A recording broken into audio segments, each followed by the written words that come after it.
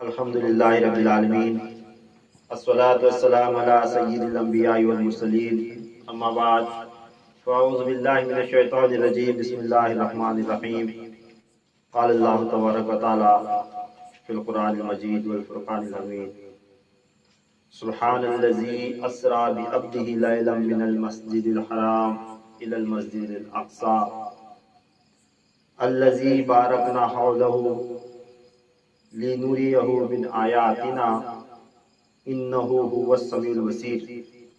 صدق اللہ العظیم وصدق نبی امین کریم رؤوف الرحیم۔ آقا دو جہاں صلی اللہ تعالی علیہ وآلہ وسلم کی بارگاہ میں درود و سلام کا نذرانہ پیش کرتے ہوئے سب مل کر بلند آواز سے ایک مرتبہ درود شریف پڑھے۔ اللہم صلی علی سیدنا شفیعنا حبیبنا نبینا مولانا محمد وعلی آل سیدنا محمد بارک وسلم، صلی علیہ صلاۃ والسلام علیک یا رسول اللہ صلی اللہ تعالی علیہ وآلہ وسلم۔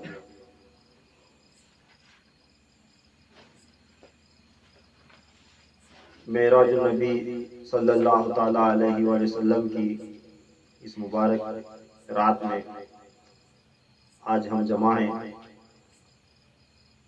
واقعہ معراج کے حوالے سے چند باتیں میں گوش گزار کرنا چاہوں گا کہ اللہ تبارک تعالیٰ ہمیں اسے سمجھنے اور اس پر یقین رکھنے کی توفیق نصیب عطا فرمائے۔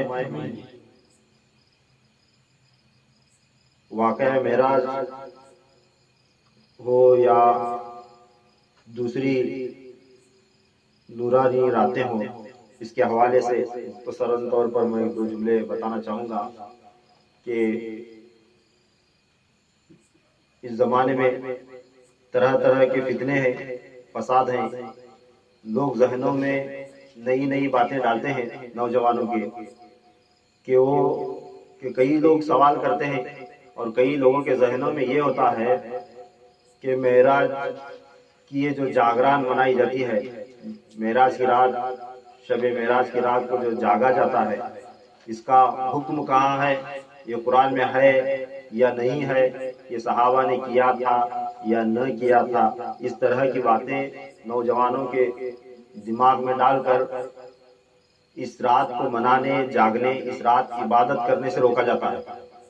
لوگ یوں نہیں کہتے کہ عبادت کرنا منع ہے، یہ نہیں کہیں گے، عبادت کبھی بھی کرو چلے گا، مگر اس رات کو مخصوص نہ بناؤ، اس رات کو منانے کا حکم ہے ہی نہیں، اس طرح کہا جاتا ہے۔ اکثر لوگ شروع میں شب معراج کو چھوڑ دے، پھر اب کثرت سے یہ باتیں بتائی جاتی ہیں کہ شب بارات کا بھی کہیں ثبوت نہیں ہے۔ پھر چند دن گزریں گے، پھر ایسا فرقہ آئے گا کہ وہ لوگ کہیں گے کہ لیلۃ القدر کا بھی کہیں ثبوت نہیں ہے، لیلۃ القدر بھی منانا یہ بھی جائز نہیں، یہ لوگ رات میں آپ لوگ کیوں جمع ہو جاتے ہو، اس طرح کی باتیں سننے میں آئیں گی۔ اس واسطے جو کام ہم کرتے ہیں، سب سے پہلے ہمیں اس بات پر یقین ہونا چاہیے کہ بھئی جو ہم کر رہے ہیں، یہ عبادت ہو، چاہے ذکر ہو، وظیفہ ہو، جو بھی چیز ہو، اس پر ہمیں یقین ہونا چاہیے کہ یہ ہم جو کر رہے ہیں وہ صحیح ہے۔ دیکھیے، شب معراج کا اللہ تبارک تعالیٰ نے قرآن کریم میں کھول کر ذکر کیا ہے۔ یہ جس آیت کریمہ کی میں نے تلاوت کی ہے، یہ 15ویں پارے کی سورہ بنی اسرائیل کی پہلی آیت ہے، سورہ بنی اسرائیل کی پہلی آیت ہے۔ اس آیت کریمہ کے اندر اللہ تعالیٰ نے شب معراج کے واقعے کا ذکر فرمایا ہے کہ حضور صلی اللہ تعالیٰ علیہ وسلم کو اللہ تعالیٰ فرماتا ہے کہ معراج کی رات میں نے اپنے حبیب کو خود میرے پاس بلوا لیا، یہ ذکر ہے۔ پھر حضور صلی اللہ تعالیٰ علیہ وسلم نے معراج کی رات کہاں تک کا سفر کیا، آپ صلی اللہ علیہ وسلم نے کیا کیا مشاہدہ کیا، اور مشاہدہ کرنے کے بعد واپس کیسے آئے، وہ ذکر اللہ تعالیٰ نے سورہ النجم میں کیا ہے۔ سورہ بنی اسرائیل میں معراج کو جانے کا ذکر ہے، اور سورہ النجم میں معراج سے واپس تشریف لانے کا ذکر ہے، قرآن پاک کی آیت ہے۔ اب میں یہ بتانا چاہتا ہوں کہ جو لوگ شب معراج کی جاگران کو منانے سے انکار کرتے ہیں، کم سے کم سال میں کسی بھی جمعہ یا رجب کے مہینے میں کون سا بھی جمعہ ہو، یہ جمعہ کے دن اپنے ماننے والوں کو، اپنے عقیدے والوں کو کم سے کم یہ آیت تو پڑھ کر سنا سکتے ہیں یا نہیں سنا سکتے؟ سنا سکتے ہیں نا؟ اب یہ قرآن پاک ہے یا نہیں؟ سورہ بنی اسرائیل قرآن پاک کی آیت ہے یا نہیں؟ آیت ہے۔ تو ہمارے عقیدے میں جتنے بھی لوگ شامل ہیں، ہمارے عقیدے کے ماننے والے ہر بچے کو معلوم ہونا چاہیے کہ شب معراج کا واقعہ قرآن میں ہے۔ یہ جو لوگ منع کرتے ہیں وہ ڈائریکٹ بولتے ہیں کیا کہ شب معراج کا واقعہ کہاں ہے قرآن میں؟ شب معراج منانے کا حکم کہاں ہے؟ شب معراج منانے کا حکم ہے نہیں ہے یہ بات الگ، صریح طور پر حکم آیا نہیں آیا یہ بات الگ۔ اگر یہ ناجائز یا حرام ہوتا تو اولیاء اللہ اپنے خانقاہوں میں کبھی بھی نہیں مناتے تھے۔ اولیاء اللہ حرام کام کرتے ہیں کیا؟ اولیاء اللہ ناجائز بدعت یا حرام کام کرتے ہیں؟ یا اس حرام کام ناجائز کام کی تعلیمات اپنے مریدوں کو دیتا ہے؟ کون سا بھی ولی اللہ کا ولی نہیں دیتا۔ اگر یہ ناجائز ہوتا تو اولیاء اللہ کبھی نہیں کرتے۔ مگر میں یہ کہنا چاہوں گا کہ چلو ایک رات مقرر کر کے آپ لوگوں کو نہیں منانا ہے تو کم سے کم یہ تو کرو، اپنے عقیدے میں، اپنے عقیدے کے ماننے والوں کو کم سے کم سورہ بنی اسرائیل کی آیت پڑھ کر تو سناؤ کہ سورہ بنی اسرائیل قرآن میں ہے اور اس کی آیت نمبر 1 ہے۔ پہلی آیت میں اللہ تعالیٰ نے فرمایا ہے سبحان الذی اسریٰ بعبدہ لیلا من المسجد الحرام الی المسجد الاقصی۔ اللہ تعالیٰ فرماتا ہے وہ ذات ہر نقص اور کمزوری سے پاک ہے جو رات کے تھوڑے سے حصے میں اپنے محبوب کو مسجد حرام سے مسجد اقصی تک لے گئی۔ اللہ تعالیٰ نے واضح طور پر فرمایا کہ اللہ تعالیٰ فرما رہا ہے کہ میرے محبوب کو میں نے لیل میں یعنی رات کو، کون سی رات کو؟ یہ رجب المرجب کی 27ویں رات کو، 26ویں کا دن تھا، 27 کی رات، 26 کا دن ختم ہو کر 27 کی رات شروع ہو چکی تھی۔ اس رات میں اللہ تعالیٰ فرما رہا ہے کہ میں میرے حبیب کو میں لے گیا۔ سبحان الذی اسریٰ بعبدہ، پاک ہے وہ ذات جس نے اپنے بندے کو معراج کے واسطے اپنے پاس بلوا لیا۔ یہ اللہ تعالیٰ نے ارشاد فرمایا۔ تو یہ اپنے عقیدے کے ماننے والوں کو یہ آیت کریمہ سنانا چاہیے کہ نہیں؟ تو قرآن کا حصہ ہے، قرآن کا حصہ کبھی بھی سنا سکتے ہیں، چاہے رجب میں سناؤ، چاہے شعبان میں سناؤ، چاہے رمضان میں سناؤ، کبھی بھی سناؤ، مگر اپنے عقیدے کے ماننے والوں کو اس بات سے محروم نہیں رکھنا چاہیے کہ انہیں پتہ ہی نہ ہو کہ قرآن پاک میں یہ بھی آیت ہے اور اللہ تعالیٰ نے شب معراج کا واقعہ قرآن پاک میں بیان فرمایا ہے، یہ پتہ ہونا چاہیے۔ تو میرا بتانے کا مقصد صرف اتنا ہے کہ قرآن پاک میں اس کا حکم ہے، یہ آیت کریمہ ہے، صاف صاف اللہ تعالیٰ نے شب معراج کا واقعہ بیان فرمایا ہے، اور اللہ تعالیٰ کو حضور صلی اللہ تعالی وسلم نے کیسے دیکھا، کیا کیا دیکھا، اللہ تعالیٰ سے کیا گفتگو ہوئی، یہ بھی قرآن پاک میں موجود ہے سورہ والنجم میں۔ تو آج اس مبارک رات کے حوالے سے اور حضور صلی اللہ علیہ وسلم کے معراج کے سفر کے حوالے سے ہم باتیں سنیں گے۔ میں معراج کا واقعہ بیان کرنا چاہوں گا کہ آپ لوگ بالکل توجہ لگا کر سنیں اور اس کو سمجھیں کہ اس واقعے میں کتنا لطف ہے۔ یوں تو انسان کے ساتھ کئی واقعات پیش ہوتے رہتے ہیں، اب ہم بھی کسی سفر کو گئے، کون سا بھی واقعہ پیش آیا خاص واقعہ تو ہم آ کر بیان کرتے ہیں اپنے دوست احباب کو، گھر والوں کو، اور کئی لوگوں کی عادت یہ ہوتی ہے کہ لوگ لکھ کر بھی رکھتے ہیں۔ اگر کوئی واقعہ ایسا ہو جو خاص ہمارا سفر ہو، کہیں ہم نے جا کر ایک سفر کر کے آ گئے تو واقعہ آ کر ہمارے دوست احباب کو، گھر والوں کو سناتے ہیں اور بڑی خوشی محسوس کرتے ہیں، اور اس کو کئی لوگ نوٹ کر کے بھی رکھتے ہیں، لکھ کر بھی رکھتے ہیں۔ مگر کبھی ایسا نہیں ہوتا ایک واقعہ ہم نے لکھ کر رکھا اور ہر سال سے دہراتے رہے۔ اگر 1 سال 2 سال دہرا بھی لیا تو خود کو یا سننے والوں کو بیزار آنا شروع ہو جاتا ہے کہ ہر سال یہ واقعہ سنایا جاتا ہے۔ مگر یہ اللہ تعالیٰ کا کلام ہے، قرآن پاک اللہ تعالیٰ کا کلام ہے، اور اللہ تعالیٰ نے خود آیت کریمہ کے ذریعے، قرآن کے ذریعے اپنے کلام میں اللہ تعالیٰ نے واقعہ معراج کو بیان فرمایا ہے۔ اور یہ ایسا واقعہ ہے کہ تم پیدا ہونے سے لے کر اپنے موت تک ہر سال سنو یا روزانہ سنو، یہ کبھی بھی انسان سنتے سنتے تھکے گا نہیں، کیونکہ یہ اللہ تعالیٰ کا کلام ہے۔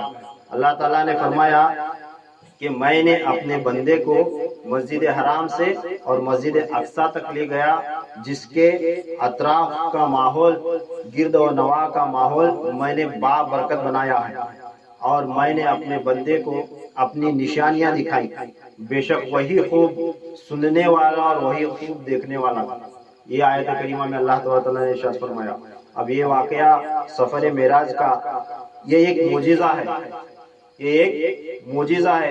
اگر کسی کے سمجھ میں نہیں آئے کہ حضور صلی اللہ تعالیٰ علیہ وسلم نے رات کے تھوڑے سے حصے میں کس طرح مسجد حرام سے نکلے اور مسجد اقصی تک پہنچے، پھر کس طرح اس تھوڑے سے لمحے میں آسمانوں کا سفر کیا، پھر کس طرح سدرا سے آگے گئے، پھر کس طرح لامقام میں پہنچے، کس طرح سواری وہاں سے واپس لوٹی، اگر یہ کسی کے سمجھ میں نہیں آتا تو اس میں حیران ہونے یا پریشان ہونے کی کوئی بات نہیں ہے، کیونکہ یہ معجزہ ہے۔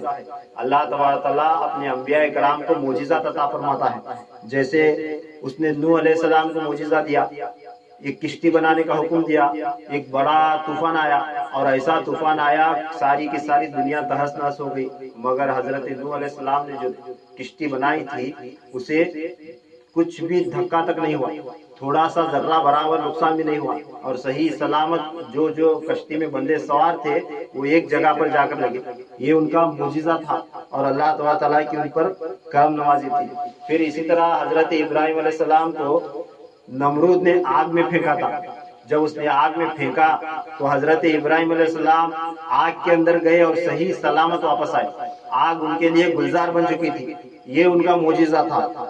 پھر اسی طرح حضرت اسماعیل علیہ السلام کو جب حضرت ابراہیم علیہ السلام نے ان کے گلے پر چھری چلائی تو چھری ان کا گلا کاٹ نہ سکی، یہ بھی ایک معجزہ تھا۔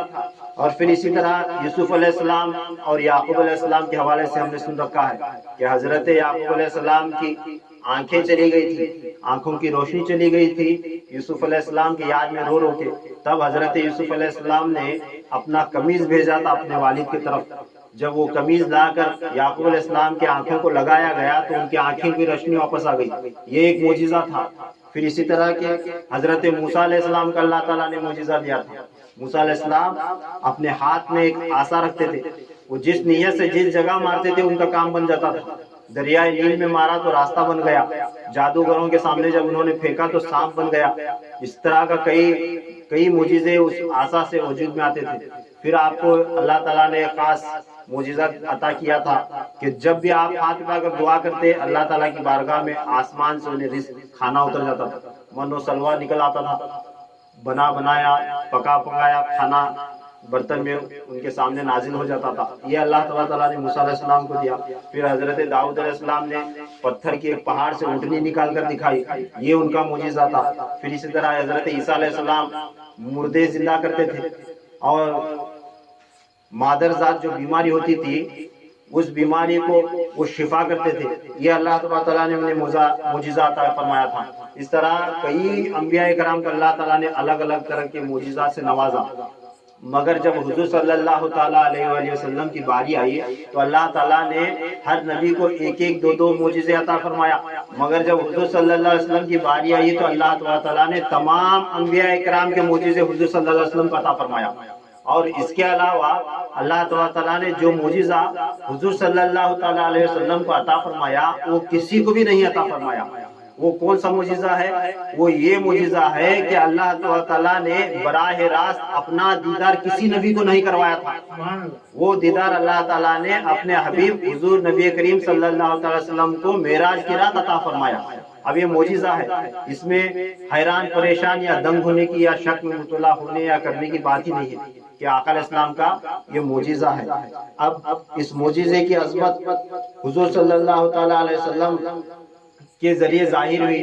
اب اس معجزے کی عظمت دیکھیں، اس معجزے کو سنیں تو اس سے یہ معلوم ہوتا ہے کہ ہمارے پیارے آقا صلی اللہ تعالی علیہ وسلم کتنی اونچی شان والے تھے۔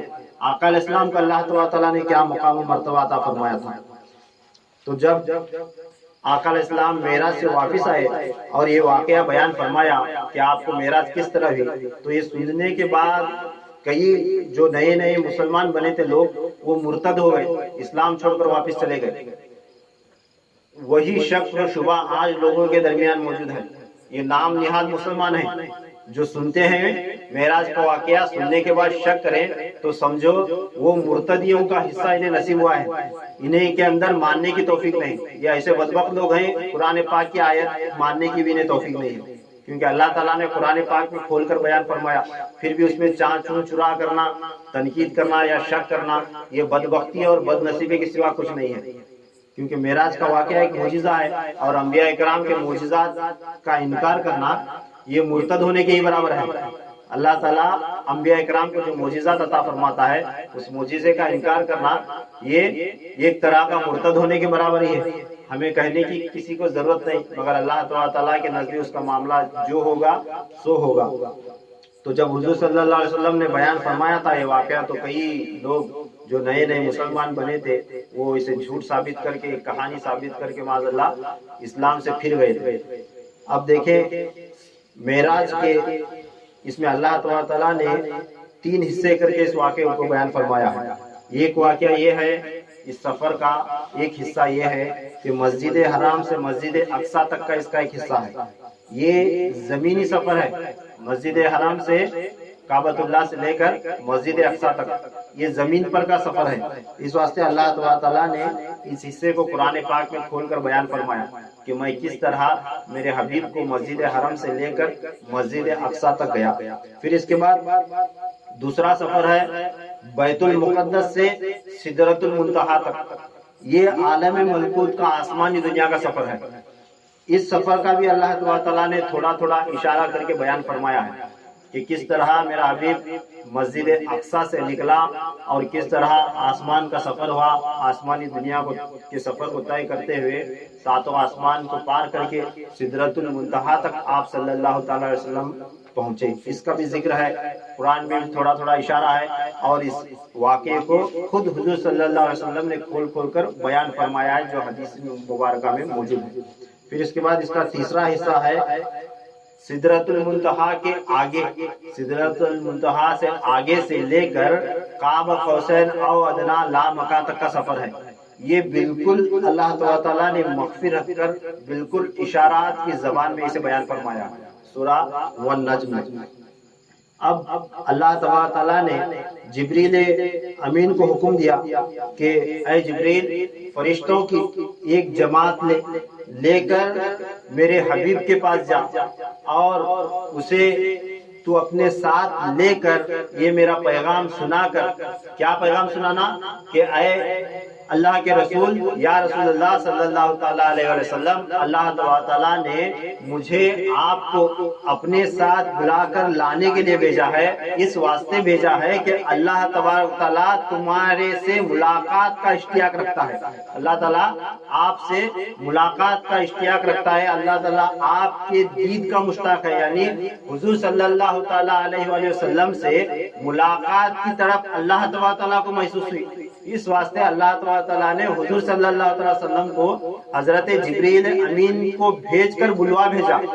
جب جبریل امین کو حکم ہوا تو احادیث مبارکہ میں آتا ہے حضرت جبریل امین 70,000 فرشتوں کو ساتھ لے کر، 70,000 فرشتوں کی ایک جماعت لے کر آسمانی دنیا سے نکلے۔ جب نکلنے لگے تو اللہ تعالیٰ نے حکم دیا کہ اے جبریل میرے حبیب کو لانے کے واسطے ساتھ جنت کی سواریوں میں سے ایک سواری براق اپنے ساتھ لے جا، اور جنت کی خوشبوؤں میں سے بہترین خوشبو لے جا، اور جنت کے نورانی جوڑوں میں سے ایک نورانی جوڑا لے لے، اور جنت کے لباسوں میں سے ایک نورانی امامہ شریف لے لے، اور ایک تشت میں جنت کی نہروں کا پانی لے۔ یہ اشیاء لے کر حضرت جبریل امین کو اللہ تعالیٰ نے فرمایا کہ یہ اشیاء لے کر جا اور میرے حبیب کو سجا دھجا کر دولہا بنا کر میرے پاس لا۔ یہ حکم دے کر اللہ تعالیٰ نے بھیجا۔ جب حضرت جبریل امین براق لینے کے واسطے جب پہنچے تو کئی براق وہاں پر موجود تھے۔ جبریل امین آ کر دیکھتے ہیں کہ کون سا براق لے اور کس براق کو آپ صلی اللہ تعالیٰ علیہ وسلم کے واسطے پسند کروں۔ جب یہ دیکھنے لگے تو براق خوشی سے مچلنے لگے کہ سب کو پتا چل گیا تھا کہ آسمانوں پر کہ آج اللہ کا حبیب اللہ سے ملاقات کے لیے آنے والا ہے، اور نہ جانے کسی کسی اس کا شرف ملے گا، کسی کسی اس کی رحمت عطا ہوگی، کسی کسی ان کا دیدار کرنا نصیب ہوگا۔ اور براق کو یہ خوشی محسوس ہونے لگی، براق اچھلنے کودنے لگے، خوشیاں منانے لگے، شاید جبریل امین مجھے پسند کر لے، شاید جبریل امین مجھے پسند کر لے اور مجھے لے جائے، اور اللہ تعالیٰ کا نبی مجھ پر سوار ہو کر یہاں پر آئے۔ یہ خوشی لے کر کئی براق تھے اور وہ اچھلنے کودنے لگے اور آگے آگے آنے لگے اس خوشی میں کہ جبریل امین کاش مجھے پسند کر لے اور مجھے لے جائے۔ جب آپ نے نظارہ دیکھا جبریل امین میں نے، تو حضرت جبریل امین دیکھتے ہیں غور سے، تو ایک براق خاموشی کے ساتھ ایک طرف بیٹھا ہے اور اس کے آنکھوں سے آنسو جاری ہیں، اور وہ یہ تصور کر رہا ہے کہ کہاں اللہ کا نبی اور کہاں میں، کہاں اللہ کا نبی اور کہاں میں، کہاں میری پشت اور کہاں اللہ تعالیٰ کے نبی کا جسم۔ میں اس قابل نہیں کہ اللہ تعالیٰ کے نبی کو اپنے جسم پر لے کر، اپنے پشت پر لے کر یہاں آ جاؤں۔ یہ سوچ کر ایک براق اپنے آنکھوں سے آنسو بہاتے ہوئے حضور صلی اللہ علیہ وسلم کے عشق میں آقا علیہ السلام کا مقام مرتبہ اونچا جان کر افسوس کے ساتھ آنکھوں میں آنسو لیے بیٹھا تھا۔ جب اس براق کی طرف جبریل امین غور کرتے ہیں تو انہیں خبر ہوتی ہے کہ یہ براق کی سوچ اور سمجھ، اس کی فکر کیا ہے۔ اس نے حضور صلی اللہ علیہ وسلم کے مقام و مرتبے کو پہچان کر اور اپنے آپ کو حقیر جان کر ایک طرف بیٹھا ہے۔ جب یہ خبر انہیں پہنچتی ہے، یہ معلوم ہو جاتا ہے، تو حضرت جبریل امین اللہ تعالیٰ کے سامنے جا کر اس براقوں کا منظر بیان فرماتے ہیں کہ اے اللہ، براق تو کئی ہے، ایک سے بڑھ کر ایک آگے آتا ہے، ایک سے ایک کو بڑھ کر خواہش ہے کہ تیرے نبی کو اپنے اوپر سوار کر کے یہاں لائے، مگر اے اللہ ایک براق کو میں نے ایسا پایا کہ تیرے حبیب کا مقام و مرتبہ اس نے بلند و بالا سمجھ کر اپنے آپ کو حقیر جان کر ایک طرف وہ شوخی کرنے کے بجائے خاموشی سے بٹائے۔ تب اللہ تعالیٰ فرماتا ہے کہ اے جبرائیل، جس کو میرے حبیب کی معرفت زیادہ نصیب ہے اسی کو میرے حبیب پر سوار ہونے کا زیادہ حق ہے، اسی کو زیادہ حق ہے میرے حبیب کو اپنے آپ پر سوار کرنے کا۔ اے جبریل، تو اسی براق کو لے کر جا جس نے اپنے آپ کو حقیر جانا اور میرے حبیب کو اونچا اور بالا اور برتر سمجھا۔ تب جبریل امین آ کر اسی براق کو لے کر جاتے ہیں۔ اس سے کیا پتا چلتا ہے کہ حضور صلی اللہ تعالیٰ علیہ وسلم کی عظمت کو اونچا جاننا اور آپ صلی اللہ علیہ وسلم کے مقام و مرتبے کو کے سامنے اپنے آپ کو مٹانا، میں کچھ بھی نہیں، یہ سمجھنا، یہ اللہ تعالیٰ کو پسند آتا ہے۔ حضور صلی اللہ تعالیٰ علیہ وسلم بھی معاذ اللہ ہم جیسے ایک بشر تھے، وہ بھی ہمارے جیسے انسان تھے، معاذ اللہ انہوں نے بھی اللہ تعالیٰ کی عبادت کی، ہم بھی اسی اللہ کی عبادت کرنا ہے۔ یہ ذہن، یہ تصور کس کے اندر آتا ہے وہ بدبخت ہے۔ اللہ تعالیٰ ایسے لوگوں کو پسند نہیں کرتا۔ کیا تصور کرنا ہے کہ آقا علیہ السلام کا مقام مرتبہ برتر ہے، اللہ کے نبی کی شان اونچی ہے، اللہ کا نبی کہاں ہم کہاں۔ جب یہ تصور بندے کی دماغ میں آتا ہے تو تب اللہ تعالیٰ کی نوازش اس بندے پر ہوتی ہے۔ پھر جب حضرت جبرائیل امین اس براق کو لے کر آئے اور براق سن لے، یہ براق برق کی جمع ہے، برق کہتے ہیں بجلی کو، بجلی یعنی روشنی کا مجموعہ، کئی روشنیوں کا مجموعہ اسے کہا جاتا ہے برق۔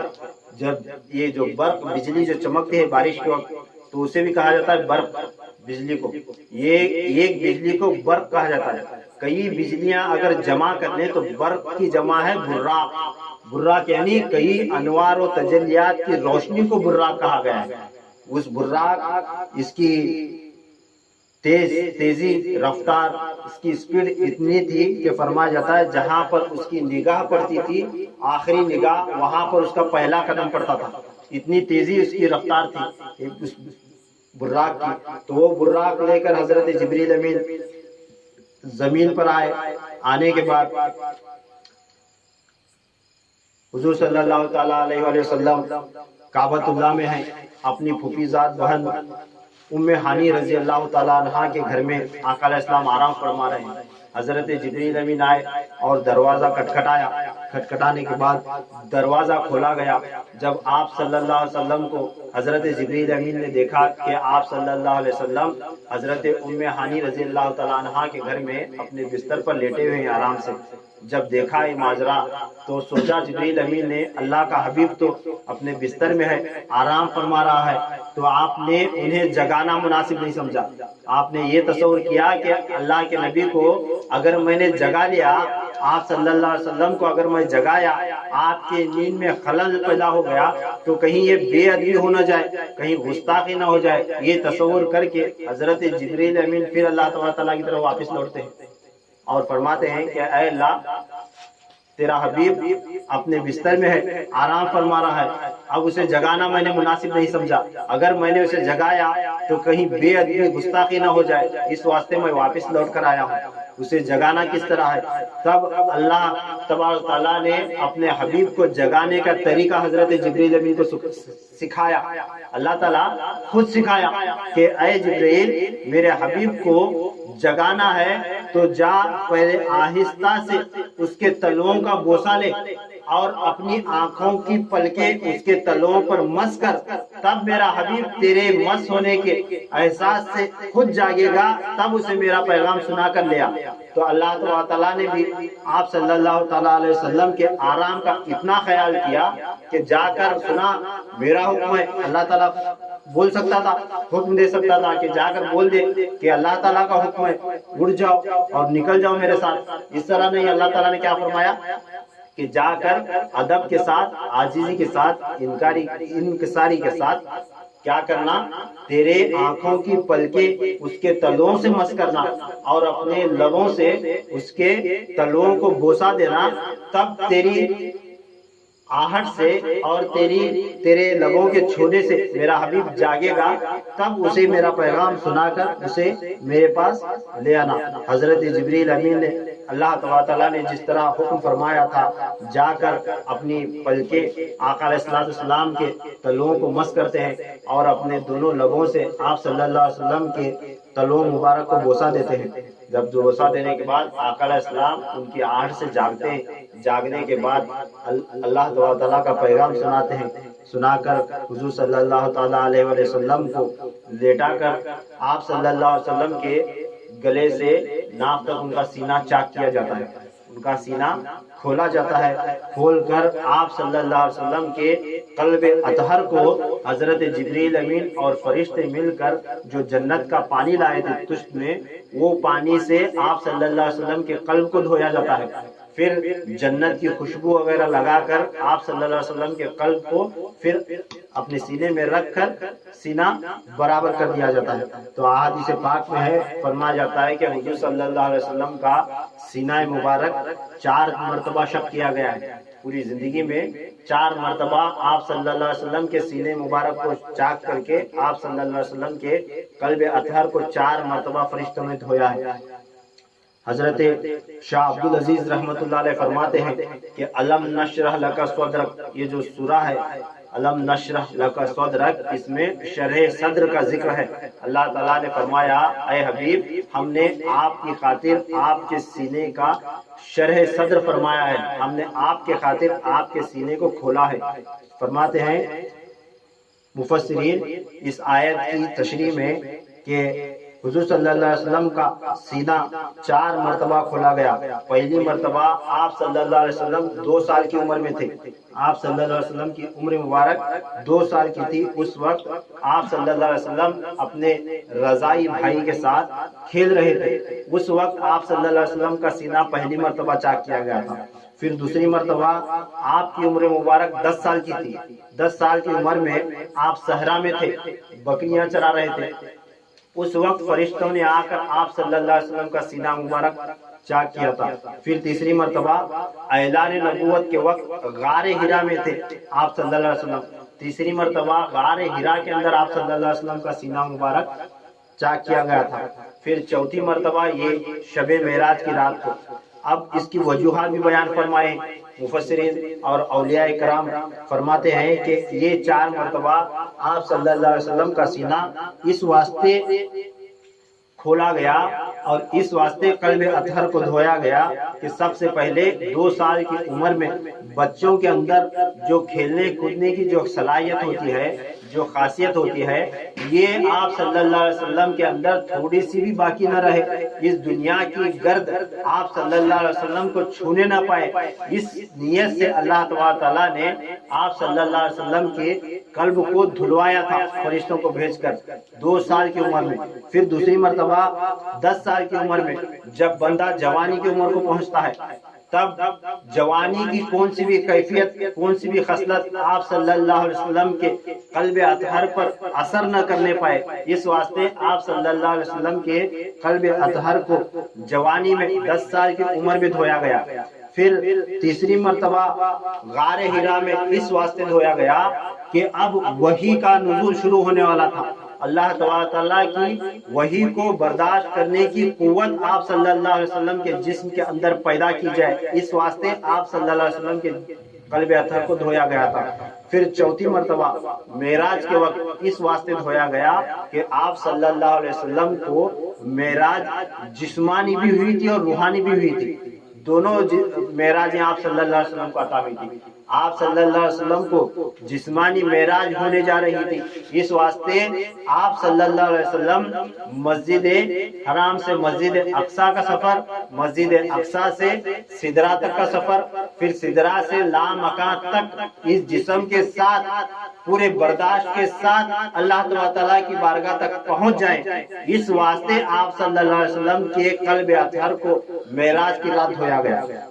یہ 4 وجوہات بتائی گئی۔ پھر جب حضرت جبریل امین آپ صلی اللہ علیہ وسلم کو لے کر نکلے، جب براق پر آپ صلی اللہ علیہ وسلم سوار ہونے لگے تو براق خوشی سے وجد کرنے لگا، شوخی منانے لگا، اچھلنے کودنے لگا، تو جبریل امین پریشان حیران ہو گئے دیکھ کر براق کو۔ جب وہاں سے نکل رہا تھا تو براق ادب کے ساتھ، خاموشی کے ساتھ کھڑا تھا، اور حضور صلی اللہ علیہ وسلم کے مقام مرتبے کا معرفت رکھنے والا سمجھ کر اور آپ کے مقام مرتبے کو جاننے والا یہ سمجھ کر میں نے اس کو لایا تھا، یہ کیا بات ہے، اب آقا علیہ السلام سوار ہونے کے لیے آ رہے ہیں اور یہاں شوخی منا رہا ہے، اچھل رہا ہے، کود رہا ہے، وجد کر رہا ہے۔ تب جبریل امین پوچھتے ہیں کہ کیا بات ہے، تجھ پر جو سوار ہونے جا رہا ہے وہ کوئی معمولی ہستی نہیں، یہ اللہ کے پیارے رسول ہیں، یہ تجھ پر سوار ہونے جا رہے ہیں۔ آپ جبریل امین آپ صلی اللہ علیہ وسلم کی معرفت و براق کو کروانا چاہتے ہیں۔ تب وہ براق کہتا ہے کہ جبریل امین گستاخی معاف ہو، مجھے پتا ہے کہ اللہ کا حبیب ہے، یہ اللہ کے رسول ہیں، یہ اللہ کے پیارے ہیں، یہ مجھ پر سوار ہو رہے ہیں، یہ مجھے پتا ہے کہ ان کا مقام مرتبہ کیا ہے، مگر میں وجد، میں شوخی، میں اچھلنا کودنا میرا اس واسطے ہے کہ میں خوشی سے ایک تو اچھل کود کر رہا ہوں، اور دوسری یہ آرزو ہے کہ میرے دل میں ایک تمنا ہے، جس طرح اللہ کا حبیب آج میرے اوپر یہاں پر سوار ہو رہا ہے، میری آرزو، میری تمنا یہ ہے کہ مجھے یہ شرف بروز محشر بھی عطا کیا جائے۔ میں اللہ کے نبی کے پاس یہ سوال کرنا چاہتا ہوں کہ مجھے یا رسول اللہ، مجھے یہ شرف آج دنیا میں یہ شرف عطا ہوا کہ میں آپ کو یہاں سوار کر کے میں سدرۃ المنتہا تک لے جاؤں گا، مگر میری یہ دعا ہے، میری یہ تمنا ہے، میری آرزو ہے کہ یا رسول اللہ بروز محشر قیامت کے وقت آپ جب قبر میں سے اٹھیں گے، آپ اس وقت بھی ایک سواری پر سوار ہو کے اللہ تعالیٰ کے حضور پیش ہونے جائیں گے، یا رسول اللہ اس وقت بھی آپ کی سواری کا شرف مجھے حاصل ہو، یا رسول اللہ عطا فرمائے۔ یہ براق انتظار کرتا ہے آپ صلی اللہ علیہ وسلم کے پاس، تب آپ صلی اللہ علیہ وسلم اس کی تمنا کو، مراد کو قبول فرماتے ہیں اور کہتے ہیں کہ یہ تمنا، یہ آرزو تیری پوری ہو جائے گی، اور بروز محشر جب میں قبر سے اٹھوں گا تو میں تجھ پر سوار ہو کر اللہ تعالیٰ کے حضور پہنچوں گا۔ یہ شرف براق کو عطا کیا گیا۔ پھر اس کے بعد براق پر آپ صلی اللہ علیہ وسلم سوار ہو کر نکلے، راستے میں ایک جگہ آئی، وہاں پر براق کو رکایا گیا، اور جبریل امین کہتے ہیں کہ یا رسول اللہ اس جگہ پر 2 رکعت نماز ادا فرمائی۔ جب اس جگہ پر آپ صلی اللہ علیہ وسلم نے نماز ادا فرمائی تو آپ صلی اللہ علیہ وسلم پوچھتے ہیں کہ جبریل یہ کون سی جگہ ہے؟ تو جبریل امین بتاتے ہیں کہ یا رسول اللہ اس جگہ کا نام یثرب ہے، اس جگہ کا نام یثرب ہے یا رسول اللہ، یہ وہ جگہ ہے کہ ایک روز آپ ہجرت کر کے اس جگہ پر پہنچیں گے اور آپ کے قدم مبارک کی برکت سے یہ یثرب مدینہ کہلائے گا، اور آپ کا آخری مسکن اس جگہ پر ہوگا۔ وہاں پر نماز ادا ہوئی، پھر وہاں سے نکلے، دوسری جگہ जगह फिर आगे चलकर बुर्राक को रोका गया। उस जगह दो रिवायतें आई हैं, एक जगह फरमाया गया है ये तूरे सीना था और एक जगह फरमाया गया है ये मदियन का इलाका था जहाँ पर कई अंबिया इकराम का गुजर हुआ है। ये मदियन या तूरे सीना पर 2 रकात नमाज अदा की गई। फिर वहां से बुराक आगे बढ़ा, तीसरी जगह रुकाई गई। फिर तीसरी जगह मस्जिद अक्सा के करीब एक जगह थी, वहां पर रुका कर आप सल्लल्लाहु अलैहि वसल्लम को जिब्रील अमीन ने 2 रकात नमाज अदा करने को कहा। आप सल्लल्लाहु अलैहि वसल्लम नमाज अदा कर चुके तो पूछा कि जिब्रील ये कौन सी जगह है? तो हजरत जिब्रील फरमाते हैं कि या रसूलल्लाह इस जगह को बैत लहम कहा जाता है। ये वो जगह है जहाँ पर हजरत ईसा अलैहिस्सलाम की विलादत हुई थी। हजरत ईसा अलैहिस्सलाम की विलादत की जगह पर आप सल्लल्लाहु अलैहि वसल्लम ने 2 रकात नमाज अदा की। तो इससे ये भी पता चलता है कि अंबिया इकराम की विलादत की जगह की अहमियत क्या है। हजरत ईसा अलैहिस्सलाम के विलादत की जगह पर आप सल्लल्लाहु अलैहि वसल्लम को 2 रकात नमाज अदा करवाना ये यूं ही नहीं था। अल्लाह तआला ये बताना चाह रहा है कि मेरे अंबिया जिस जगह पर उनकी विलादत हुई और जिस जगह आप सल्लल्लाहु अलैहि वसल्लम का आखिरी मस्कन होने वाला था उस जगह पर भी नमाज अदा करवाई गई। तो अंबिया इकराम जहाँ पैदा होते हैं और जहाँ उनका मदफन होता है ये जगह मुबारक होती हैं, ये जगह मुबारक होती है, बरकत वाली होती है।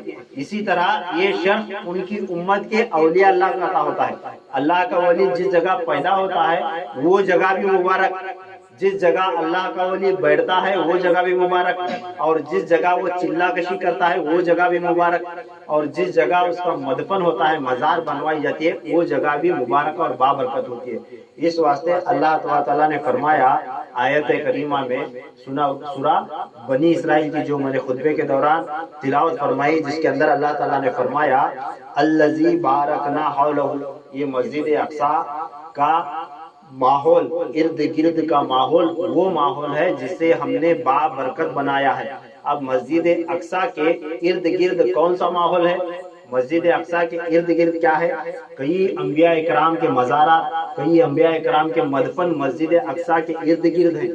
मस्जिद अक्सा के गिर्द व नवा में कई अंबिया इकराम के मज़ारात हैं। इस वास्ते अल्लाह ताला ने फरमाया कि मैंने मस्जिद अक्सा के इर्द गिर्द के माहौल को अल्लज़ी बारकना हौलहु, वहाँ के माहौल को मैंने बाबरकत बनाया है। तो पता चलता है कि अंबिया इकराम के मदफन, उनके मज़ारात, उनके बैठने उठने की जगह बाबरकत होती है। ये औलिया अल्लाह के हम निशानात बनाते हैं। किसी बुजुर्ग की चिल्ला कशी देख ली तो उस पर तनकीद ना करो कि यहाँ क्या है, तो आपने झंडा बना लिया, एक झंडा लगा दिया, निशान बना दिया, ये क्या है भाई? तो ये गौसे पाक रज़ियल्लाहु तआला अन्हु का चिल्ला है। किसी ने कह दिया ये गरीब नवाज का चिल्ला है, ये जिंदा शाह मदार रहमतुल्लाह अलैह का चिल्ला है। तो ये चिल्ला ये कुरान पाक की आयत से साबित है। बुजुर्गान दीन जहाँ पर बैठते हैं अल्लाह ताला का जिक्र करते हैं या जहाँ उनका मदफन है, ये जगह को अल्लाह तबारक ताला ने बाबरकत जगह करा दिया है। फिर इसके बाद हुजूर सल्लल्लाहु ताला अलैहि वसल्लम वहाँ पर नमाज अदा करने के बाद आगे निकले और बुर्राक के साथ आप सल्लल्लाहु अलैहि वसल्लम मस्जिद अक्सा तक पहुँचे। जब मस्जिद अक्सा तक पहुँचे तो हजरत जिब्रील अमीन ने मस्जिद अक्सा की दीवार पर अपनी उंगली से सुराख किया। सुराख कर कर एक मेख लगाकर उस बुर्राक को वहाँ पर बांधते हैं। फरमाया जाता है कि मस्जिद अक्सा में वो सुराख और मेख आज तक मौजूद है, वो जगह आज तक मौजूद है और ज़ायरीन उसकी जियारत करते हैं। जब आप पहुँचे मस्जिद अक्सा के करीब तो देखा जाता है कि क्या देखते हैं कि मस्जिद अक्सा का दरवाजा पहले ही से खुला है। मस्जिद अक्सा का दरवाजा रात को इमाम ने बंद करके सोया था। रोजाना के मामूल की तरह मस्जिद अक्सा का दरवाजा रात को इमाम बंद करके सोया था, मगर उस रात जब आप सल्लल्लाहु अलैहि वसल्लम हजरत जिब्रील अमीन के साथ पहुंचे तो दरवाजा खुद बखुद आप सल्लल्लाहु अलैहि वसल्लम की खातिर खोला गया था। फरिश्तों ने आप सल्लल्लाहु अलैहि वसल्लम के पहुंचने से पहले मस्जिद अक्सा के दरवाजे को खोल रखा था। जब आप सल्लल्लाहु अलैहि वसल्लम मस्जिद अक्सा के अंदर दाखिल होते हैं तो क्या देखते हैं कि तमाम अंबिया अलैहिस्सलाम, आदम अलैहिस्सलाम से लेकर حضرت عیسیٰ علیہ نبینا علیہ السلام تک تمام انبیاء اکرام صف باندھے کھڑے ہیں. جب صف باندھے کھڑے ہیں تو آپ صلی اللہ علیہ وسلم جب تشریف لے کر اندر گئے، آپ صلی اللہ علیہ وسلم کی تشریف آوری ہوئی تو تمام انبیاء علیہ السلام کھڑے ہو کر حضور صلی اللہ علیہ وسلم پر سلام پڑھتے ہیں، فرماتے ہیں کہ یا نبی سلام علیکہ. جو ہم پڑھتے ہیں نا سلام، یا نبی سلام علیکہ، سب آدم علیہ السلام سے لے کر حضور صلی اللہ علیہ وسلم کو، آدم علیہ السلام سے لے کر عیسیٰ علیہ السلام تک سارے کے سارے انبیاء آپ صلی اللہ علیہ وسلم پر صلاۃ و سلام پڑھتے ہیں. سلام پڑھنے کے بعد آپ صلی اللہ علیہ وسلم اللہ تعالیٰ کے حکم سے تمام انبیاء کرام کی امامت فرماتے ہیں، اور آپ صلی اللہ علیہ وسلم کے امامت میں آپ صلی اللہ علیہ وسلم کے پیچھے تمام انبیاء کرام 2 رکعت نماز ادا فرماتے ہیں. اب اس سے آپ صلی اللہ علیہ وسلم کے انبیاء کرام کو امامت کرانے سے اللہ تعالیٰ کا لیا گیا ایک وعدہ، جسے عالم ارواح میں جو اللہ تعالیٰ نے ایک وعدہ لیا تھا، وہ کیا کہ تمام انبیاء سے اللہ تعالیٰ نے ان کی ارواحوں کو جمع فرما کر ایک وعدہ لیا تھا کہ اے ارواحو، میں تمہیں دنیا میں بھیجوں گا اور تمہیں نبوت دوں گا، اور نبوت دینے کے بعد تمہارے درمیان یا تمہارے بعد میں یا آخر میں ایک نبی آئے گا جس کا نام محمد ہوگا صلی اللہ تعالیٰ علیہ وسلم. اگر تمہارے درمیان وہ نبی آیا، تمہارے زمانے میں اگر وہ نبی آیا، تو تم اپنی نبوت چھوڑ کر اس کی نبوت کو ماننا اور اس کی شریعت کو ماننا اور اس کی شریعت پر عمل کرنا. اگر تم اس پر راضی ہو تو میں تمہیں نبوت دوں گا. اس شرط کے ساتھ اللہ تعالیٰ نے تمام انبیاء اکرام سے وعدہ لیا تھا. کہاں پر؟ عالم ارواح میں، جسے میثاق کہا جاتا ہے. قرآن پاک میں اس کی آیتیں موجود ہیں. تو تمام انبیاء نے اللہ تعالیٰ کے اس فیصلے کو قبول کیا تھا اور وعدہ فرمایا تھا کہ اللہ، ہم وعدہ کرتے ہیں کہ تیرے حبیب کا زمانہ اگر ہم نے پایا یا ہمارے نبوت کے دوران ہمارے زمانے میں تیرا حبیب آیا تو ہم اپنی نبوت چھوڑ کر، اپنی شریعت چھوڑ کر تیرے حبیب کی شریعت کو مانیں گے. یہ وعدہ حضور صلی اللہ تعالیٰ علیہ وسلم کے سامنے تمام انبیاء ان کے مقتدی بن کر یہ وعدہ نبھائے، یہ پورا کرے. یہ دلیل تھی کہ تمام انبیاء کرام نے حضور صلی اللہ تعالیٰ علیہ وسلم کے پیچھے نماز ادا فرمائی، آپ صلی اللہ علیہ وسلم کو اپنا امام بنایا. جب آپ صلی اللہ علیہ وسلم نماز ادا کر چکے، نماز ادا کر چکنے کے بعد آپ صلی اللہ علیہ وسلم کے سامنے پیالے میں 3 چیزیں پیش کی گئیں. ایک پیالے میں شراب تھی، ایک پیالے میں شہد تھا اور ایک پیالے میں دودھ تھا. یہ 3 پیالے آپ صلی اللہ علیہ وسلم کے سامنے پیش کیے گئے. تو آپ صلی اللہ علیہ وسلم نے دودھ کا پیالہ لیا، دودھ کا پیالہ لیا اور دودھ کو نوش فرمایا. جب آپ صلی اللہ علیہ وسلم دودھ پی چکے تو حضرت جبریل امین فرماتے ہیں کہ یا رسول اللہ صلی اللہ علیہ وسلم، آپ نے بہت اچھا کیا جو دودھ کے پیالے کو منتخب فرمایا. یہ آپ کے امت کے واسطے ایک بہتری کا پیغام ہے. یہ آپ کا دودھ کا پیالہ نوش فرمانا یہ آپ کی امت کے لیے بہترین امت ہونے کا ایک پیغام ہے. ایک سفر زمین کا یہاں پر ختم ہوا مسجد اقصیٰ تک. اب مسجد اقصیٰ سے یہ انبیاء اکرام کی جماعت وغیرہ ہونے کے بعد اب دوسرا سفر یہاں سے شروع ہوتا ہے، آسمانی سفر جسے کہا جاتا ہے. براق پر سوار ہو کر آپ صلی اللہ تعالیٰ علیہ وسلم مسجد اقصیٰ سے نکلے اور آسمانی دنیا کا سفر شروع ہوا. جب پہلے آسمان پر پہنچے، جسے باب حفصہ کہا جاتا ہے، پہلے آسمان کے دروازے، جب پہلے آسمان پر پہنچے تو جبریل امین نے دروازہ کھٹکھٹایا پہلے آسمان کا. تو اندر سے داروغہ پوچھتا ہے، پہلے آسمان کے دروازے پر جو فرشتے کھڑے پوچھتے ہیں کہ کون ہے، کون آیا ہے. جب پوچھا جاتا ہے تو جبریل امین کہتے ہیں کہ میں ہوں جبریل اور میرے ساتھ احمد آئے ہیں. کیا فرماتے ہیں جبریل امین؟ میرے ساتھ احمد آئے ہیں، اور فرماتے ہیں کہ احد نے احمد کو آج بلوایا ہے. کیا فرماتے ہیں؟ احد نے آج احمد کو اپنا دیدار کرانے کے واسطے بلایا ہے. تب جبریل امین کے اس پیغام کو، اس آواز کو سن کر تمام فرشتے خوشی سے مچل اٹھتے ہیں کہ یا رسول اللہ آپ تشریف لائے ہیں، اللہ تعالیٰ نے آپ کو اپنا دیدار کرانے کے واسطے بلایا ہے۔ سبحان اللہ فرشتے کرتے ہیں مرحبا مرحبا یا سیدی یا مرشدی، مرحبا یا رسول اللہ مرحبا۔ فرشتے صلاۃ و سلام پڑھنا شروع کرتے ہیں، یا نبی سلام علیکہ، اس طرح کی آواز میں، اس طرح کے انداز میں تمام فرشتے حضور صلی اللہ علیہ وسلم پر نعرے لگاتے ہوئے یا سیدی یا مرشدی یا مرحبا یا نبی سلام علیکہ نعرے لگاتے ہوئے آپ صلی اللہ علیہ وسلم کا استقبال کرتے ہیں۔ جب آپ صلی اللہ علیہ وسلم پہلے آسمان سے گزرتے ہیں تو وہاں پر ایک نبی کی ملاقات ہوتی ہے، حضرت آدم علیہ السلام کی۔ پھر اس کے بعد یہاں پر کئی واقعات پیش آتے ہیں۔ پھر آپ صلی اللہ علیہ وسلم دوسرے آسمان کی طرف جاتے ہیں، تیسرے آسمان، چوتھے، پانچویں، چھویں، ساتویں آسمان تک پہنچ جاتے ہیں۔ ہر آسمان پر ایک نبی کے ساتھ آپ کی ملاقات ہوتی ہے۔ جب آپ صلی اللہ علیہ وسلم چھٹے آسمان پر پہنچے تھے تو اس وقت چھٹے آسمان پر حضرت موسیٰ علیہ نبینا علیہ السلام کے ساتھ ملاقات ہوتی ہے۔ جب حضرت موسیٰ علیہ السلام کی ملاقات آپ کے ساتھ ہوتی ہے، جو ہی حضرت موسیٰ علیہ السلام آپ کو دیکھتے ہیں تو حضرت موسیٰ علیہ السلام رونے لگ جاتے ہیں، آنسو بہانا شروع کرتے ہیں، کہتے ہیں یا رسول اللہ آپ کتنے خوش نصیب ہیں، آپ کتنے خوش نصیب ہیں، اللہ تعالیٰ نے آپ کو بڑا شرف عطا فرمایا، آپ کی امت کو آپ کی وجہ سے بڑا شرف عطا کیا گیا۔ یا رسول اللہ میں نے اللہ تعالیٰ کو دیکھنے کی، اس کے دیدار کی 9 مرتبہ میں نے التجا کی تھی۔ میں نے اللہ تعالیٰ کی بارگاہ میں سوال کیا تھا، اے اللہ میں تجھے دیکھنا چاہتا ہوں۔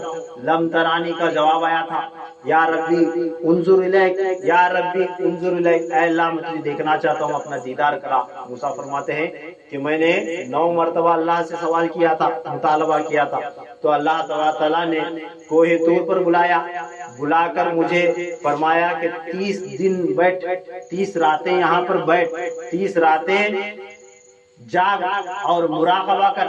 میں نے مراقبہ کیا، 30 راتوں کے بعد اللہ تعالیٰ نے مجھ سے کلام فرمایا تھا، مجھے کلیم اللہ کا شرف عطا فرمایا۔ پھر 30 راتیں گزر جانے کے بعد اللہ تعالیٰ نے فرمایا اگر دیدار کرنا چاہتا ہے تو اس میں اور 10 راتیں بڑھا۔ پھر میں نے 10 راتیں بڑھائی اور 40 راتیں میں نے جاگی۔ 40 راتیں میں نے اللہ تعالیٰ کی عبادت کی، مراقبہ کیا، گڑ گڑایا، تمنا کی، التجا کی۔ 40 راتوں کے جاگنے کے بعد اللہ تعالیٰ نے دیدار کے طور پر یہ جملہ فرمایا کہ اے موسیٰ دیدار تو میں کراؤں گا مگر تو نہیں دیکھ سکتا۔ لم ترانی کا جواب آیا۔ پھر اس کے بعد اللہ تعالیٰ نے ایک تجلی دیدار کے طور پر، پورا دیدار نہیں، اللہ تعالیٰ نے ایک تجلی پھینکی تھی، اس تجلی کو تاب نہ لا کر میں نے بے ہوش ہو گیا تھا، میں بے ہوش ہو کر گر پڑا تھا۔ یا رسول اللہ آپ کتنے خوش نصیب ہیں، آپ نے التجا بھی نہیں کی، دعا بھی نہیں کی، آپ اپنے گھر میں لیٹے ہوئے تھے، اللہ تعالیٰ نے خود آپ کے دیدار کا مشتاق ہو کر، مشتاق بن کر فرشتوں کو بھیج کر یا رسول اللہ آپ کو بلوا رہا ہے اور اپنا دیدار کرانے والا ہے، تو یا رسول اللہ آپ کتنے خوش نصیب ہیں۔ یہ حضرت موسیٰ علیہ السلام بیان کر کے رونے لگتے ہیں۔ آپ صلی اللہ علیہ وسلم آپ سے بات چیت کر کے پھر وہاں سے آگے نکلتے ہیں۔ جب آگے نکلے تو فرشتوں کو حیرانی ہوتی ہے کہ ہر آسمان پر دیکھا حضور صلی اللہ علیہ وسلم ایک نبی کے ساتھ ملاقات ہو رہے ہیں، اور ہر نبی آپ صلی اللہ علیہ وسلم کی کو دیکھ کر خوشیاں منا رہا ہے، آپ صلی اللہ علیہ وسلم کی تعریف کر رہا ہے۔ کوئی آپ صلی اللہ علیہ وسلم کو کوئی دیکھ کر کوئی نبی صلاۃ و سلام پڑھتا ہے، کوئی درود پڑھتا ہے اور آپ کے ترانے گاتا ہے، آپ کی امت کی بھی تعریف کرتا ہے اور خوش نصیب بھی کہتا ہے، تو فرشتے حیران ہوتے ہیں۔ فرشتے حیران ہو کر فرماتے ہیں کہ اے اللہ تیرا نبی، تیرا حبیب آج تیرے دیدار کے واسطے آ رہا ہے اور یہاں سے گزر رہا ہے، گزرتے جا رہا ہے۔ جس فرشتے کو آپ صلی اللہ علیہ وسلم کا دیدار نصیب ہوا تھا وہ تو خوش نصیب، مگر جس فرشتے کو آپ صلی اللہ علیہ وسلم کا دیدار نصیب نہیں ہوا، بات پھیل گئی ہر طرف کہ آپ صلی اللہ علیہ وسلم کی سواری گزر رہی ہے۔ ہاں تب فرشتے کہتے ہیں یا اللہ ہم تمام کو یہ شرف عطا کر کے ہم بھی تیرے نبی کا دیدار کر سکیں۔ تب اللہ تعالیٰ پیغام دیتا ہے فرشتوں کو کہ اے فرشتوں सिदरतुल मुंतहा पर मैं सवारी रुकवाऊंगा, मेरे हबीब की सवारी सिदरतुल मुंतहा के मकाम पर मैं रुकवाऊंगा।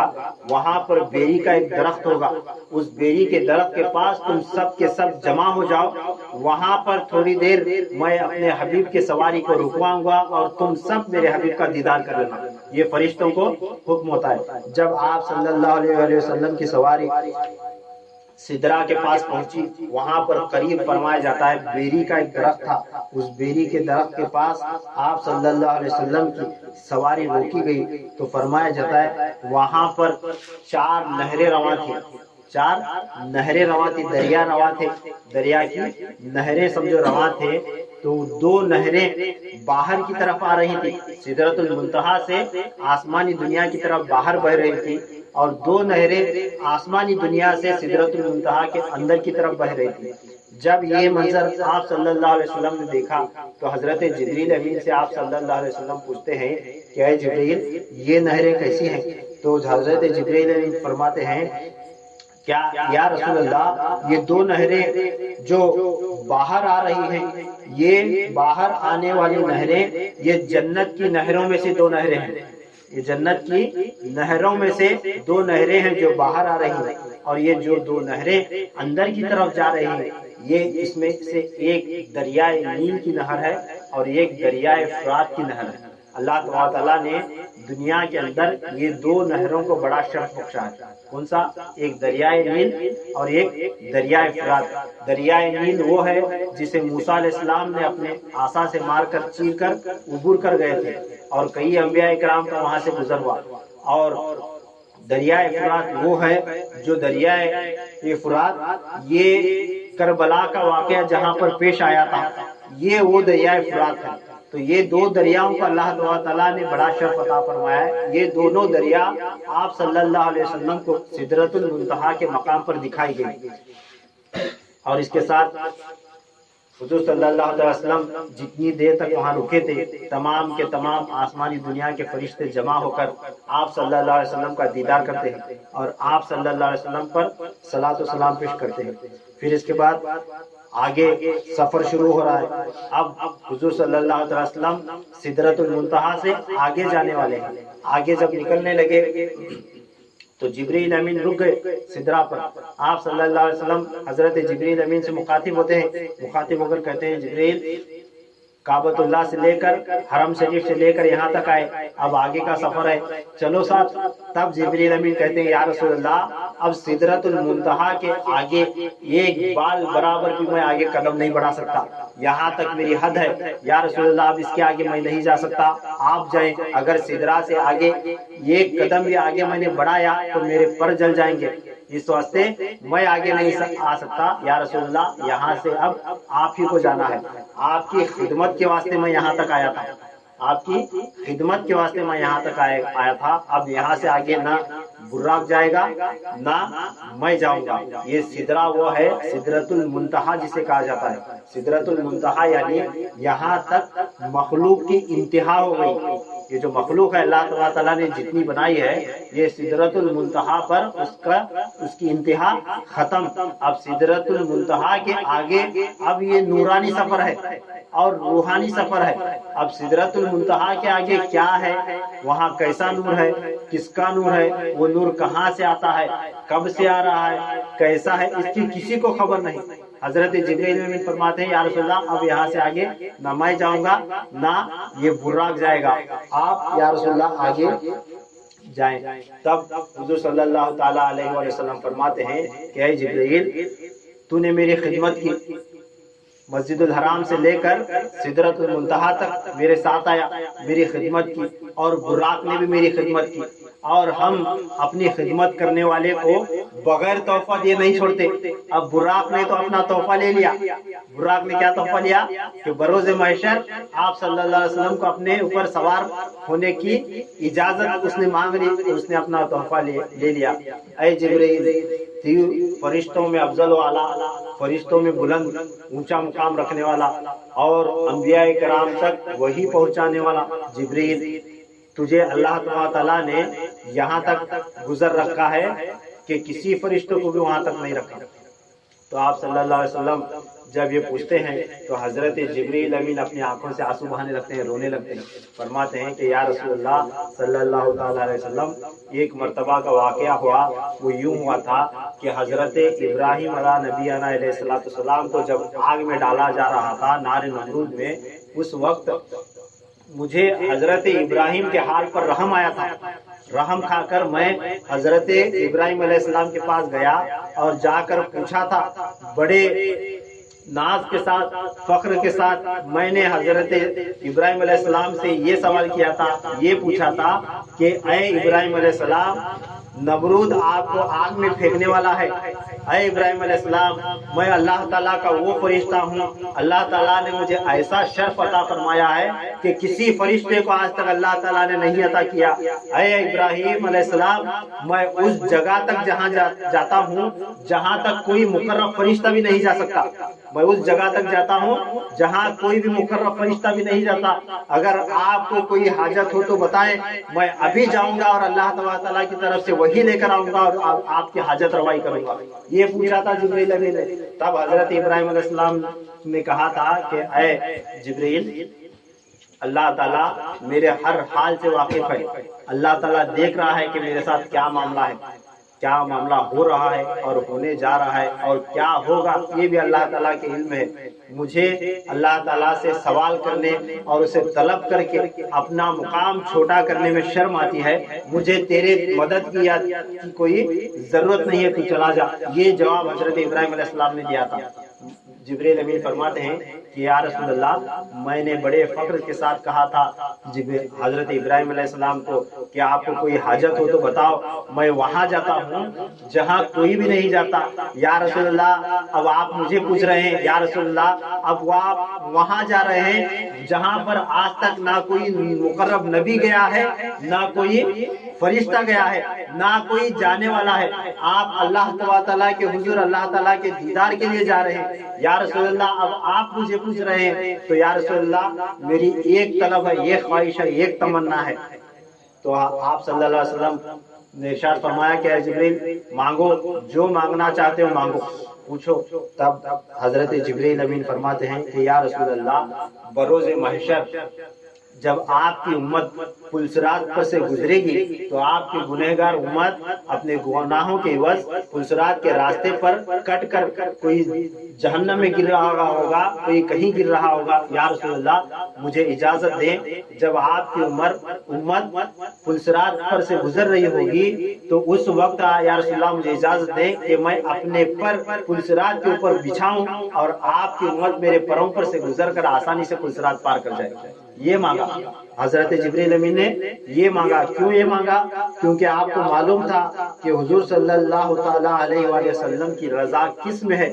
یہ حضرت جبریل امین کو معلوم تھا کہ آپ صلی اللہ تعالی علیہ وآلہ وسلم کی رضا اور آپ صلی اللہ تعالی وسلم کی خواہش اور آپ صلی اللہ تعالی وسلم کی اللہ تعالیٰ کو راضی کرنے کی خواہش اور اللہ تعالیٰ کو منانے کی امید، تمنا اور رضا، اور آپ صلی اللہ تعالیٰ علیہ وآلہ وسلم کی تمنا صرف اور صرف ایک چیز میں تھی۔ ساری زندگی ایک چیز کی آرزو، ایک چیز کی تمنا لے کر آپ صلی اللہ علیہ وسلم نے اس دنیا میں وقت گزارا۔ پیدائش سے لے کر اپنے آخر وقت تک اور جنازے تک آپ صلی اللہ علیہ وسلم کے دل میں صرف ایک تمنا تھی۔ کیا تمنا تھی؟ میری امت، میری امت، میری امت۔ آپ صلی اللہ علیہ وسلم ہمیشہ یہ کہتے تھے۔ فرمایا جاتا ہے کہ جب آپ صلی اللہ علیہ وسلم کی ولادت ہوئی تو دیکھا کہ ولادت کے بعد جو ہی بچے کی ولادت ہوتی ہے تو بچہ رونے لگتا ہے۔ آپ صلی اللہ علیہ وسلم کے حضرت چاچا اور ابو طالب اور آپ صلی اللہ علیہ وسلم کے دادا فرماتے ہیں کہ آپ صلی اللہ علیہ وسلم کی جب ولادت ہوئی تو ہم لوگ حیران رہ گئے کہ آپ صلی اللہ علیہ وسلم کے رونے کی آواز نہیں آ رہی تھی۔ ہم چونک پڑے کہ دیکھا کہ بچہ روتا کیوں نہیں، ولادت تو ہو گئی، روتا کیوں نہیں؟ تو حضرت عبد المطلب رضی اللہ تعالیٰ فرماتے ہیں کہ آپ صلی اللہ علیہ وسلم کی ولادت ہوئی تو میں نے دیکھا یہ بچہ رو کیوں نہیں رہا۔ جب میں نے غور کیا تو آپ کے لبوں سے، آپ کے لب مبارک سے صرف یہ الفاظ جاری تھے کہ آپ صلی اللہ علیہ وسلم، میں نے قریب جا کر دیکھا تو آپ صلی اللہ علیہ وسلم سجدے کی حالت میں تھے اور آپ فرما رہے تھے کہ ربی حبلی امتی، ربی حبلی امتی، ربی حبلی امتی، اے اللہ میری امت کو بخش دے، اللہ میری امت کو بخش دے۔ یہ ترانے کے ساتھ حضور صلی اللہ علیہ وسلم اس دنیا میں تشریف لائے تھے۔ تو پیدا ہوتے ہی آپ صلی اللہ علیہ وسلم یہ فکر لے کر آئے، کیا؟ میری امت، میری امت، میری امت۔ تو ساری زندگی اسی فکر میں آپ صلی اللہ علیہ وسلم نے گزارا اپنی زندگی۔ جوانی کے واقعہ ہم نے کئی مرتبہ سن رکھا ہے کہ جسے کہا جاتا ہے غار سجدہ، یہ غار تھا، اس غار میں سجدے کی حالت میں آپ صلی اللہ علیہ وسلم نے کئی دن تک رو رو کر میری امت کے غم میں گزارے تھے۔ پھر ایک واقعہ آتا ہے آپ صلی اللہ علیہ وسلم کے انتقال فرما جانے کے بعد کا، آپ صلی اللہ علیہ وسلم کے اس دنیا سے پردہ فرما جانے کے بعد کا واقعہ ہے کہ صحابہ اکرام فرماتے ہیں، حضرت مولا علی مشکل کشا کرم اللہ فرماتے ہیں کہ جب آپ صلی اللہ علیہ وسلم کو جنازے میں لٹایا گیا تو میں نے دیکھا، غور کیا کہ آپ صلی اللہ علیہ وسلم کے لب مبارک جنازے میں ہل رہے تھے۔ میں نے اپنے کان لگائے تو دیکھا کہ اس وقت بھی آپ صلی اللہ علیہ وسلم کے لبوں سے آواز آ رہی تھی، ربی حبلی امتی، ربی حبلی امتی، اے اللہ میری امت کو بخش دے، اے اللہ میری امت کو بخش دے۔ آپ صلی اللہ علیہ وسلم ولادت سے لے کر اور اپنی ساری زندگی، اپنی ساری جوانی، اپنے جنازے تک صرف ایک فکر میں جیے ہیں، کیا؟ کہ میری امت، میری امت، میری امت، میری امت کا کیا ہوگا؟ کیونکہ آپ صلی اللہ علیہ وسلم پر قیامت تک کے حالات، روز جیسا ہم جس رات میں بیٹھے ہیں یا ہم جو دن گزارتے ہیں، روز روشن کی طرح پورے کے پورے دن آپ صلی اللہ علیہ وسلم پر عیاں تھے۔ آپ صلی اللہ علیہ وسلم پر ہر دن روز روشن کی طرح آیا تھا۔ آپ صلی اللہ علیہ وسلم ہر ہونے والے آنے والے واقعات کو، ہر آنے والے فتنے فساد کو دیکھ رہے تھے، قیامت تک آنے والے۔ اس واسطے آپ صلی اللہ علیہ وسلم جب آپ صلی اللہ علیہ وسلم پر آنے والی وقت کا کوئی فتنہ، کوئی فساد، کوئی بیماری، کوئی مصیبت اور کوئی واقعہ اپنی امت پر گزرنے والا جب آپ صلی اللہ علیہ وسلم پر عیاں ہوتا تھا، تب آپ صلی اللہ علیہ وسلم کے زبان سے نکلتا تھا، اے اللہ میری امت کا کیا ہوگا؟ میری امت کے ساتھ یہ بھی ہوگا، میری امت کے ساتھ یہ بھی ہوگا، میری امت کے ساتھ یہ ہوگا۔ کس طرح اس ظلم کو، اس واقعے کو، اس عذاب کو، اس بیماری کو یہ میری امت کیسے سہے گی، کیسے برداشت کرے گی؟ یہ تمام واقعات دیکھ دیکھ کر حضور صلی اللہ علیہ وسلم میری امت کا نعرہ لگاتے تھے۔ اور ہر وقت آپ صلی اللہ علیہ وسلم ہر دور میں جو ہوگا اور ہر دور میں کیا کیا ہوگا اور کیا کیا کرنا ہے، آپ صلی اللہ علیہ وسلم اس کا علاج بھی ساتھ ساتھ بتاتے تھے۔ ہر چیز کا آپ صلی اللہ علیہ وسلم نے مشاہدہ بھی کیا اور علاج بھی بتایا۔ اور آپ صلی اللہ علیہ وسلم کی رضا اسی میں ہے کہ ہم جب تک زندہ ہیں کہ حضور صلی اللہ علیہ وسلم کی امت کے واسطے کوشش کرنا ہے۔ اگر سمجھو آپ نے زندگی میں کوشش کی کہ آپ صلی اللہ علیہ وسلم کی امت کے خاطر میں جیوں اور مروں، تو سمجھو اس بندے سے آپ صلی اللہ علیہ وسلم راضی ہو گئے، اور جس سے آپ راضی ہو گئے اس سے اللہ تعالیٰ بھی راضی ہو گیا، اس سے اللہ تعالیٰ بھی راضی ہو جاتا ہے۔ نعرہ تکبیر، نعرہ تکبیر، نعرہ